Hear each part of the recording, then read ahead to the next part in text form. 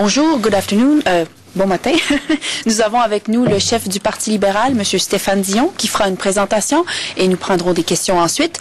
I would ask you to please turn off your cell phones or BlackBerry. Monsieur Dion, c'est à vous. Merci Hélène.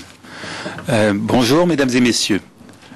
Quand le Premier ministre Martin a lancé le partenariat pour la prospérité et la sécurité, c'était dans la grande tradition canadienne où nous renforçons nos liens avec nos alliés, dans ce cas-ci nos voisins, nos partenaires de l'ALENA, et dans le contexte aussi de l'après 11 septembre 2001, et c'était aussi dans la perspective où le Canada garde son identité et veille à ses intérêts.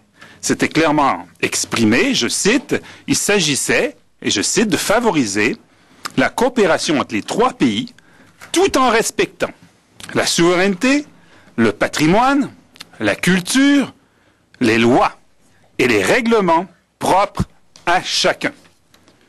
Le Parti libéral, dans son leadership, n'a jamais fait comme le NPD de l'anti-américanisme.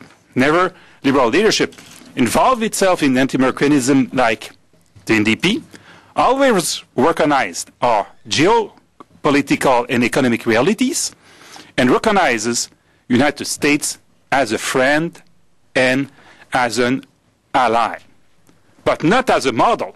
We have our own model. Les Américains sont pour nous un ami, un allié, et non pas un modèle.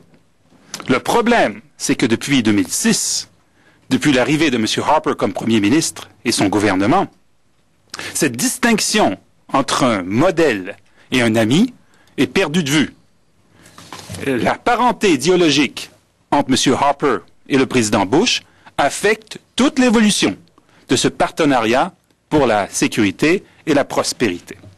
This distinction between an ally and a model is not well understood by a prime minister who, in the past, said that Canada is a Northern European welfare state in the worst sense of the term, and called the United States conservative movement a light and inspiration.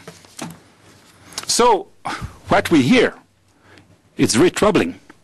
We hear that Canada may be in a situation to lowering pesticide standards to those in place in the United States on behalf of eliminating an irritant for trade.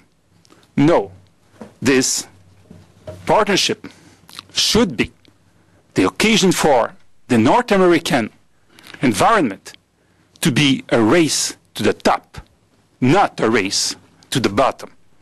And we hear that Canadian water may be on the table for these SPP negotiations. Bulk water removal to address water shortages in the United States, opening the door to a tragic mistake for our environment. And at the same time, as everything with this Harper administration, the SPP became under a cover of secrecy.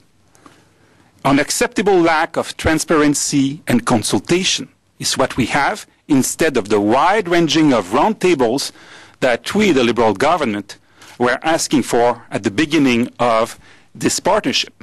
The only consultation that is identifiable is one that has been sought since 2006 with business with 30 CEOs.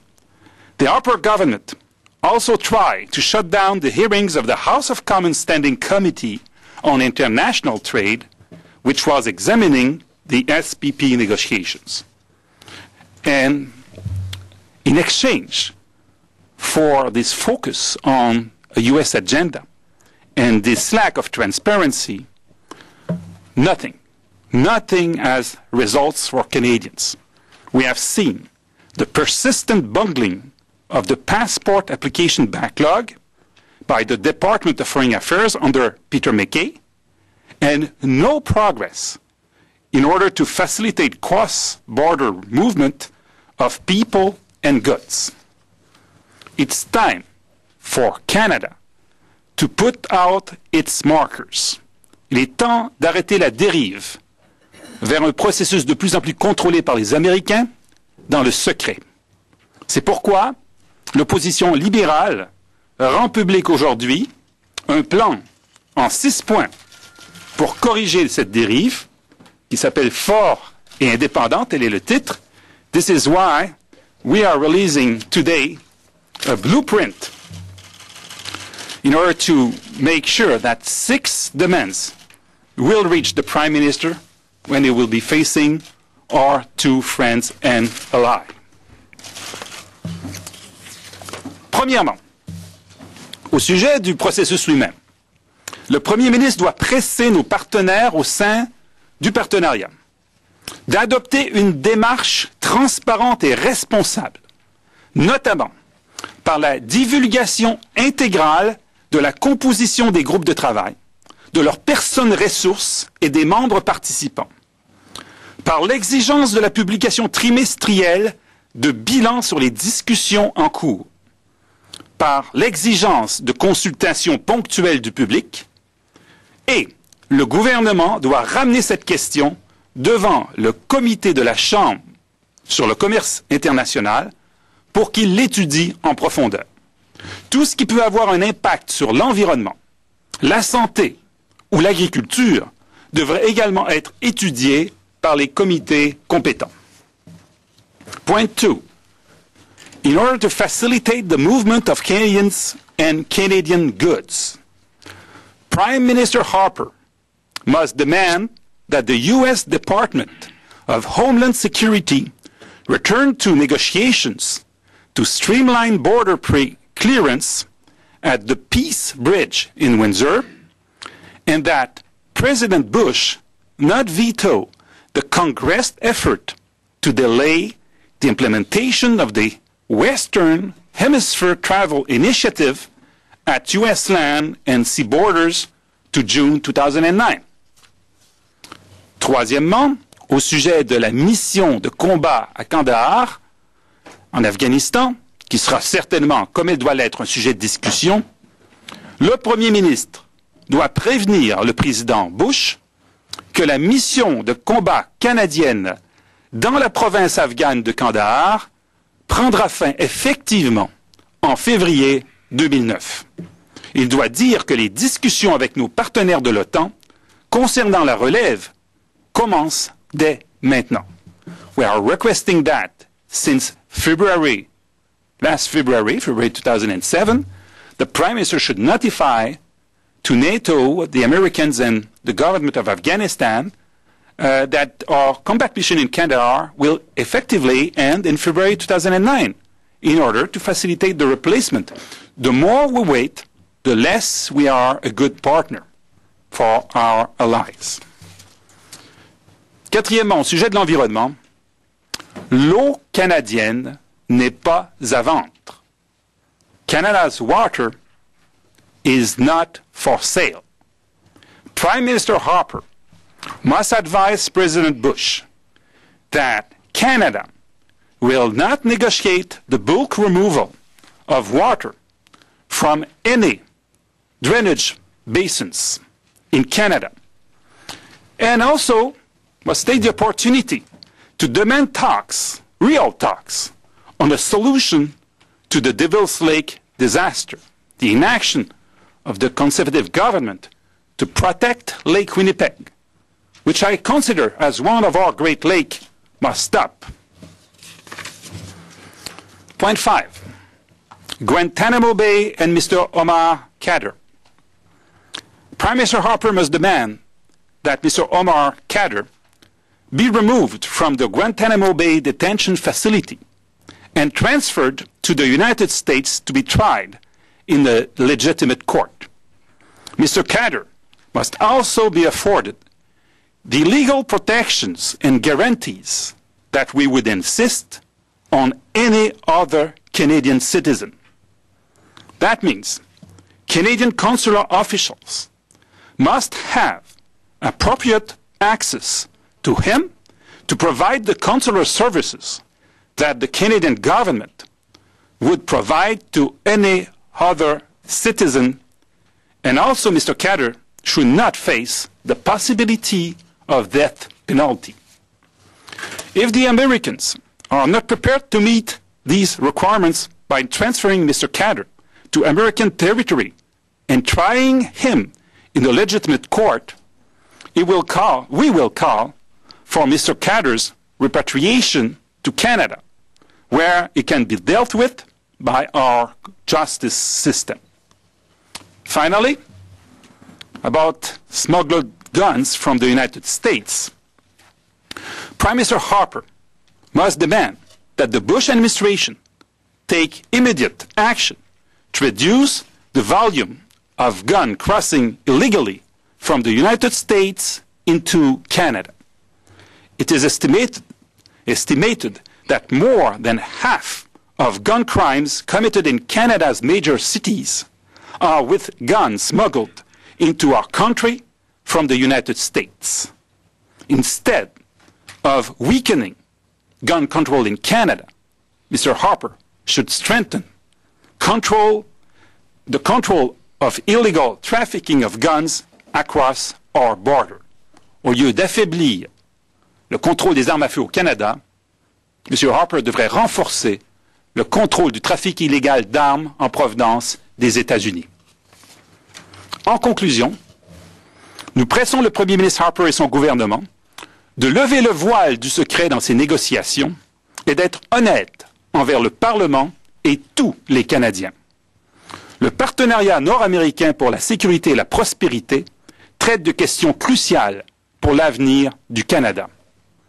Otherwise, if nothing is done to correct what we are seeing, the Liberal Party will, when Parliament reconvenes, table the resolution calling on the government to inform Canadians fully on what is at play in these negotiations, and the government will have to report the facts to the House of Commons to allow for parliamentary scrutiny and a full and informed debate. Thank you. Merci beaucoup. Merci beaucoup. J'ai d'abord Emmanuel Latraverse de Radio-Canada. Monsieur Dion, quand vous parlez de l'eau et de la crainte que vous avez que en coulisses, on soit en train d'ouvrir la porte à des négociations sur l'exportation de l'eau, pourquoi est-ce que c'est pas la première fois que ce sujet-là surgit et à chaque fois on nous répète au gouvernement canadien que l'eau canadienne n'est pas à vendre, que le sujet de l'exportation de l'eau canadienne n'est pas sur la table des négociations, que ça sera pas discuté, que c'est pas à l'agenda. Pourquoi est-ce que c'est pas suffisant pour vous? Pourquoi est-ce que vous les croyez pas? Je ne les crois pas. Je crois qu'ils ont des négociations sur la question de l'eau et on veut y mettre fin de façon très claire et on le dit très clairement aujourd'hui. Oui, mais qu'est-ce qui vous fait croire que au gouvernement canadien, on ment là-dessus, justement, si vous ne les croyez pas? Je crois qu'on joue, qu'on tourne les coins et qu'on a vraiment des discussions sur cette question. C'est des informations que nous avons. Julie Van Duzen, CBC. Monsieur Dion, the whole process of SPP was started by Paul Martin a couple of years ago. When you talk about secrecy and so on, what exactly would you do differently? For example... We had a full range of, excuse me, I interrupted you, but we had a full range of round tables that we were putting, we were willing to start. 30 I think. 30 round tables were supposed to happen.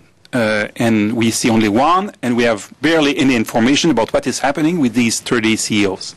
Okay, but what I'm trying to figure out is the groups that say they're left out, environmental groups, labor groups, and so on, would you, as a Liberal government, find a way to include them? Would they be up at Montebello? Would they have the ear of the leaders the way business does? Yes, I'm not sure exactly the group you're speaking about. Well, but indeed... How would you include them? What would you do? Indeed, it was what we were planning to do with our partners, to have roundtables on all these issues, health, environment, and so on, including different groups concerned by these issues and having a strong expertise, and to be part of the process of consultation. And it should have been with transparency and accountability. Juliette O'Neill, Ottawa Citizen. Mr. Dion, have you brought some of the nuance of your position on withdrawing troops from Afghanistan? I thought you were willing to reconsider if there was a change in the nature of the mission.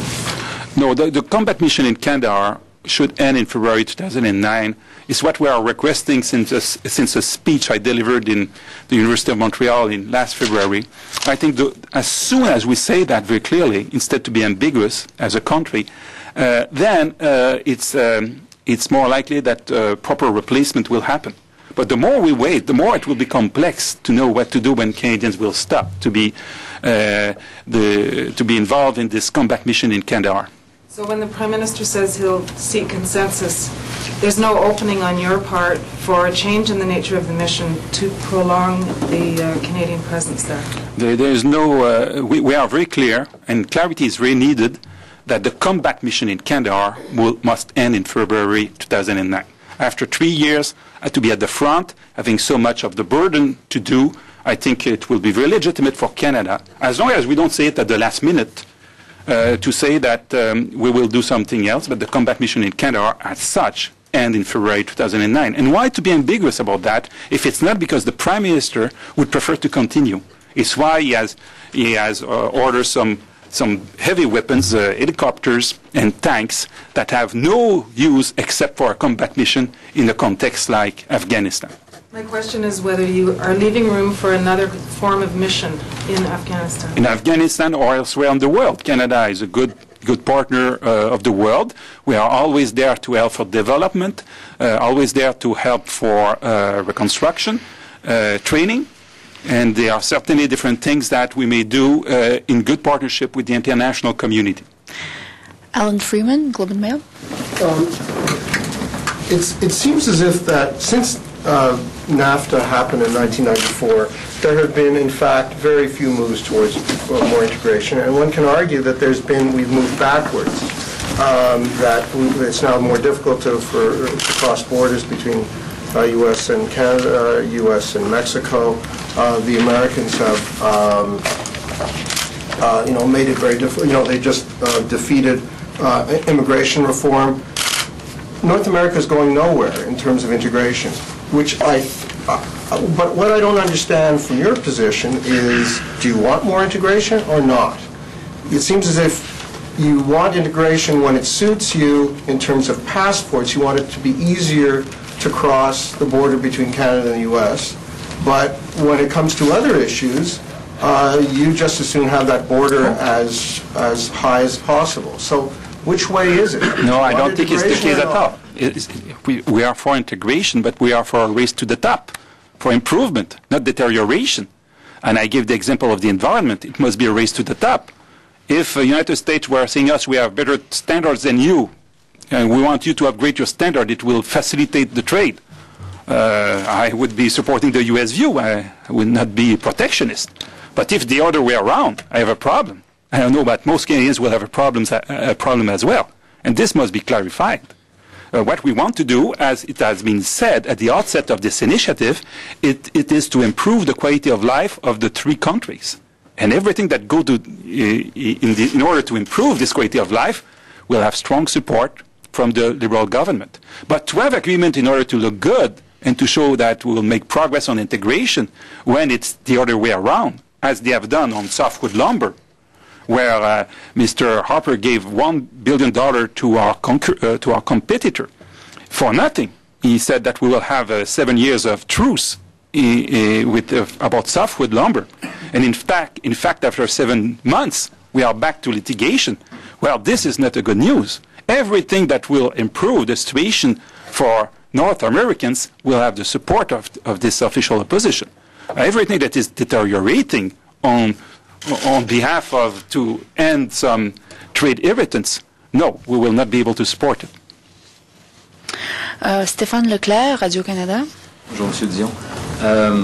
Le Conseil des chefs d'entreprise dit que, il n'y a pas de secret pour eux. Leurs rapports sont publics, leurs recommandations sont publiques et s'il y a des décisions ultimement qui sont prises par des gouvernements, qu'elles soient budgétaires ou autres, ça finit par se retrouver devant le Parlement, devant les partis d'opposition, alors devant les comités.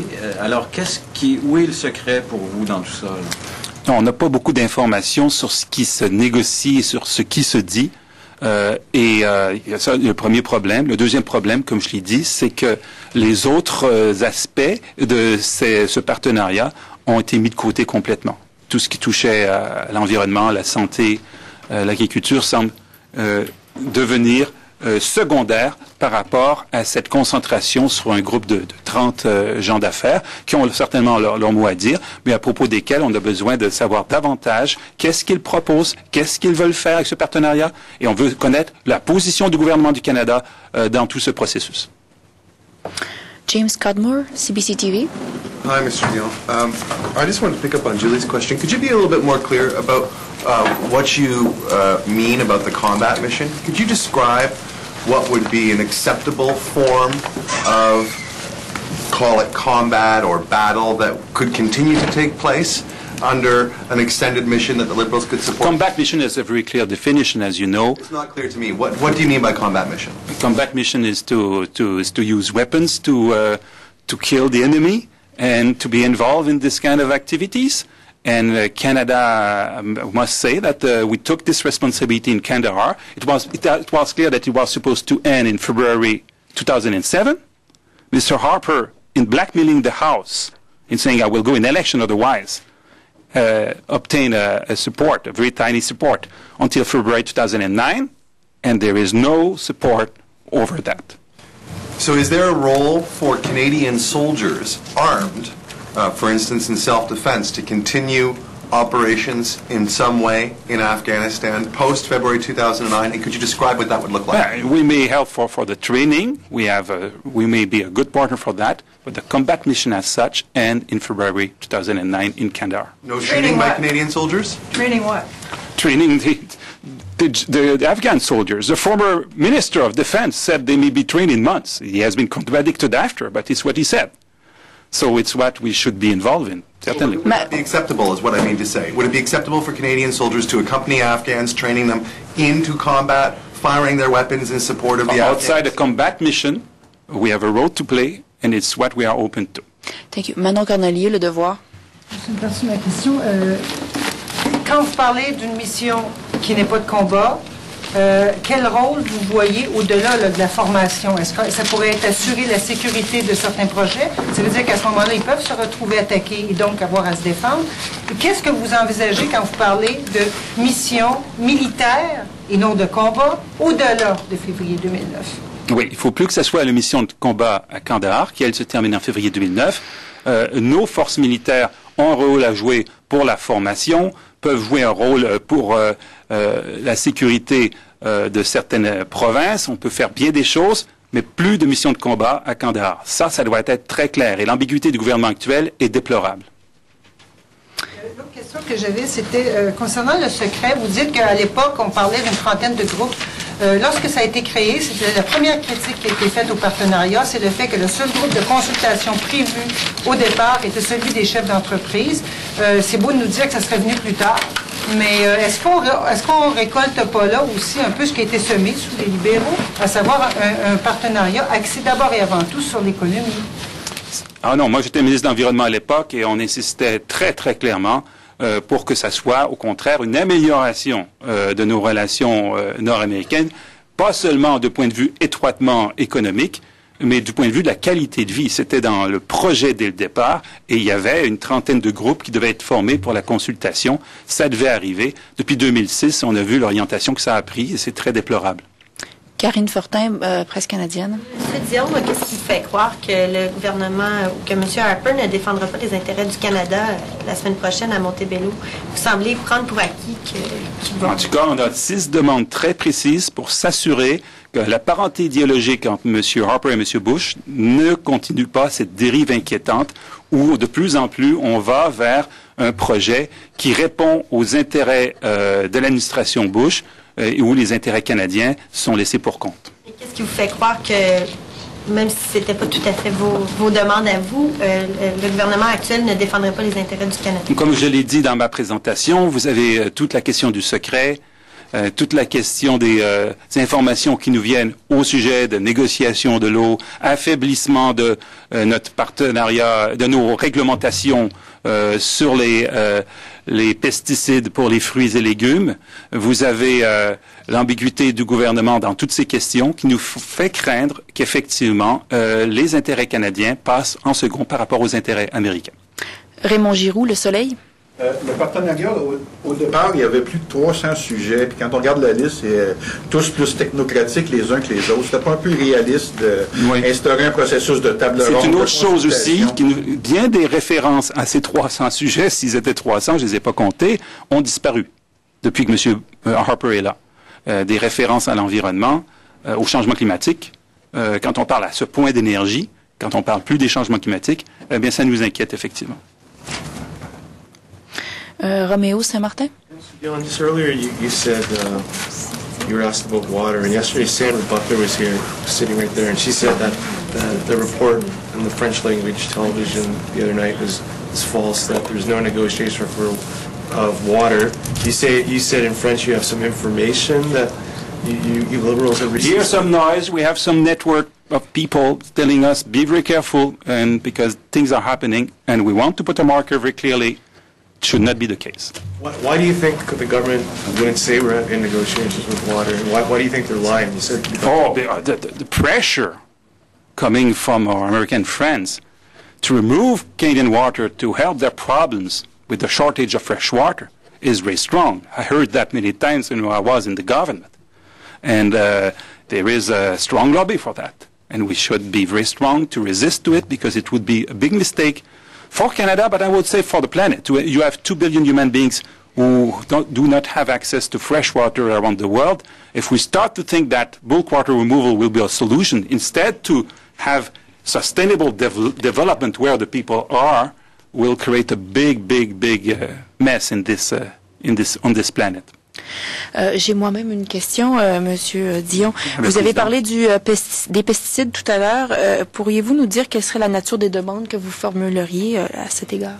Qu'on s'aligne sur les meilleures normes. Si c'est les normes canadiennes, avec les Américains, et si possible les Mexicains, les mettent en œuvre, ça devrait être la solution. Et non pas le contraire. On prend les normes les moins exigeantes. Ça, c'est tout à fait inacceptable. Il ne faudrait pas que le Canada fasse ça. Ce n'est pas dans notre intérêt, et ce n'est pas dans l'intérêt de l'environnement nord-américain, qui ne connaît pas de frontières. And my last question is for Bruce Campion-Smith, Toronto Star. Just a quick question, Mr. Dion. I mean, the Afghan mission is central to possibly to the Parliament set to resume. Do you plan on visiting Kandahar in the time before Parliament resumes, trying to see it firsthand? I'm planning to go. I don't know when. I would be very pleased to have a trip abroad during September, if it's possible. My first choice would be United States, our great ally and partner. And after, I will be certainly thinking to go in Afghanistan and in so many other countries. I realize, though, that it's very difficult for a leader of the opposition under a minority government to be anywhere outside Canada. So much I'm requested everywhere with all our candidates and so many Canadians in Canada. I'm everywhere in every communities, as you have seen during the summer. That does not stop, and it will not stop until Christmas.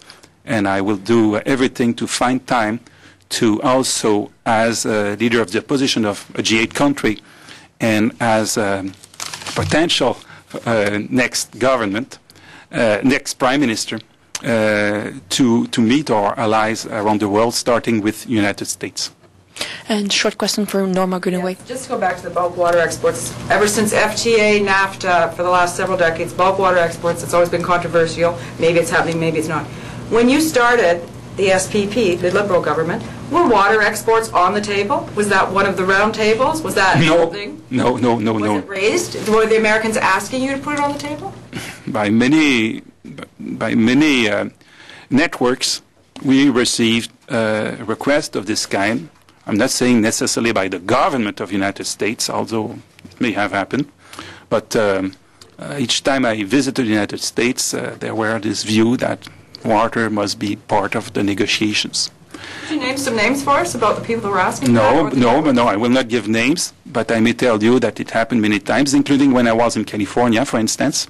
Speaking about the governor himself, do not say that himself asked that, but there is the sense that California, losing more and more access to the water through their mountains, is looking for another solution, and Canada is very attractive. So other states have the same view.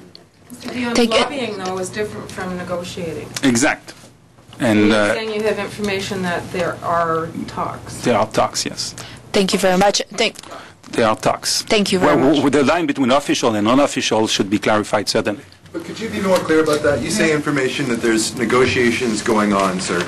And yesterday, the spokesperson for the Prime Minister said it is not on the table, it is not being discussed, there are no negotiations. So you're calling the government a liar, the Prime Minister a liar, and you're saying you've got some secret information. Could you share that with us? I have some information that I cannot share about talks about that, and these talks should not become negotiations. The line between the two is so ambiguous, I want to dismiss any ambiguity, and it's why, as a Liberal opposition, we came with this marker very clear today. Sorry, je ne veux pas perdre le contrôle. Est-ce qu'on a plus de temps pour des questions? Et si oui, on va y aller de façon ordonnée. Hein? On va prendre peut-être deux questions supplémentaires très courtes. Une question supplémentaire très courte. Et ça va être Emmanuel Latraverse, s'il vous plaît. Mais si on peut revenir à ça, vous soupçonnez qu'il y a des négociations ou des discussions, parce que c'est pas la même chose. C'est pas la même chose, mais le glissement est facile. Sérieux. Je veux bien que le glissement est facile, mais l'accusation que vous faites, c'est que vous ne croyez pas le gouvernement. C'est ce que vous m'avez dit. Ouais. Et donc, eux disent qu'il n'y a pas de discussion, qu'il n'y a pas de négociation. Je peux vous citer les hauts fonctionnaires hier qui nous ont dit « Water exports are not on the table ». C'est mes notes. « They're not on the agenda. They're not on the table. There are no discussions ». Alors, vous les accusez de mentir. De tourner les coins ronds. Parce qu'il y a des discussions et elles doivent cesser. Un instant, I'm sorry, s'il vous plaît. What level are the discussions at? I will not say more than that. OK, Monsieur Dion doit partir, je m'excuse, on a une façon de faire. The interest to me to protect my country, and I have done that today. Merci beaucoup.